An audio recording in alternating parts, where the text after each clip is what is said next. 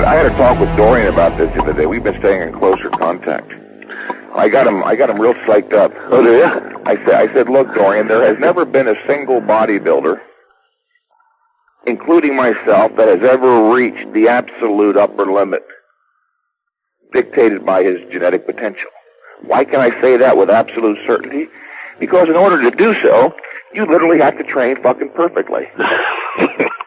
You get my point? Yeah. And no one has ever done that, including me, even though I understood the general theory advanced by Jones, and it is valid. What I didn't understand when I was training for competition was the practical application. I took that thing as an arbitrary prescription and just plugged it in and stayed with it. Mm-hmm. Not striving to regulate the volume and frequency over a period of time. I said, look, Dorian, why don't you pride yourself on being radical? Why don't you become the first already super advanced bodybuilder to take a Mr. Olympia physique and take it to the absolute zenith? He started getting really excited. Yeah. You know how these guys are. He goes, Mike, you're right, I am radical. All right, you're the right kind of guy. I had no doubt when I said that. I knew that would whet his appetite. Yeah.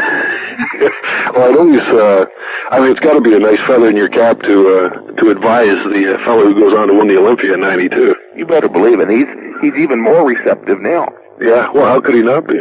Every time I interviewed him, I always, asked him about the going back to that day with you in the gym. He always just, starts raving about it. Well, it's curious because he is kind of a low-key guy. Mm-hmm. He never said much about all that. Even when he left here that many months ago. Yeah.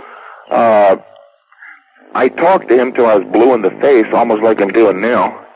But he's the kind of guy who doesn't respond much. You don't really know if it's clicking or not. Yeah.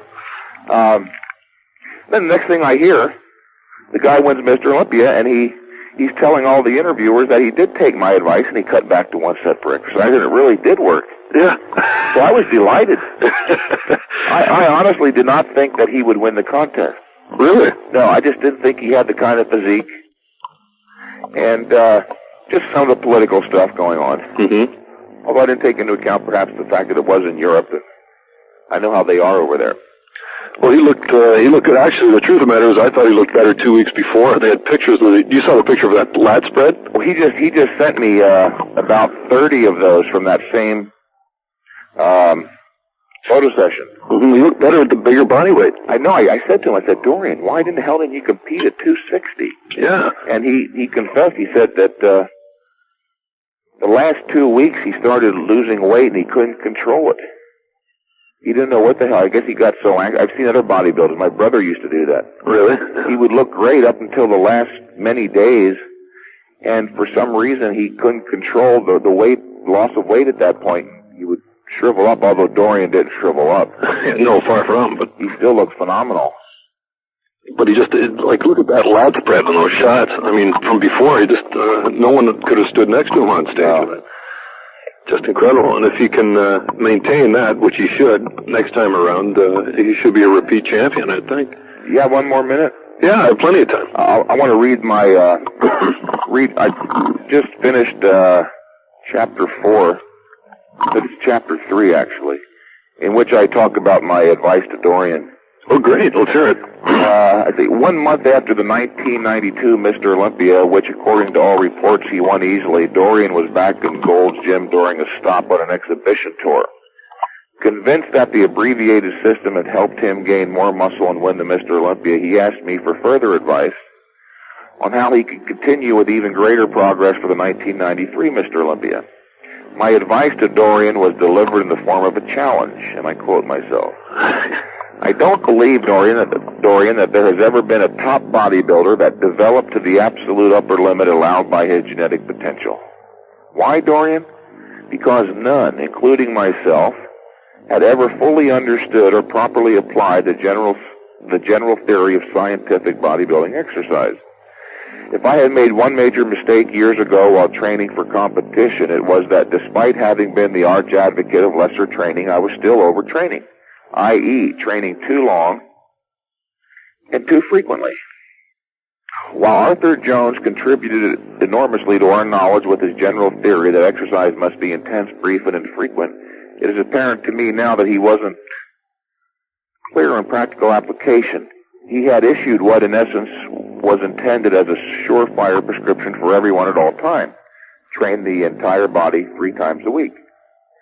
What I have come to understand much better over the last 2 years as a result of training and keeping records on over 200 individuals is just how demanding high-intensity training really is. I have come to understand that when an individual is training properly, i.e. training intensely enough to stimulate growth, and is neither training too long nor too frequently to prevent growth, that he should be witnessing progress, if not every single workout, then at least on a very regular basis. The question, Dorian, is how brief and infrequent should exercise be? I understand you pride yourself on being radical.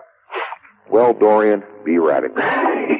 Break away entirely from tradition and find out for yourself how little training is really required.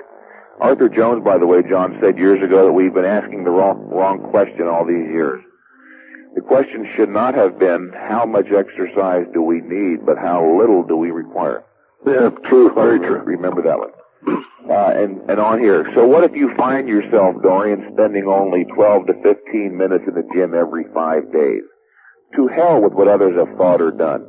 More muscle is what you're after. Set a new and higher standard of bodybuilding excellence. Become the first Mr. Olympia to improve dramatically on an already heavily muscled physique. Be the first to reach the upper limit allowed by his genetic potential. That's good. Yeah. And then I finish up saying many bodybuilders sell themselves short, erroneously attributing their lack of progress to a poverty of the requisite genetic traits. Instead of to their counterproductive training practices, they give up training entirely. Don't make the same mistake. Don't believe that all training theories have some validity and then waste precious years of your life frantically trying one after the other. Just as there is and can be only one set of valid principles explaining the physiology of the human body, so there can be and is only one valid theory, i.e. one set of principles of productive bodybuilding exercise. In the next chapter, I will outline a training program that incorporates these principles.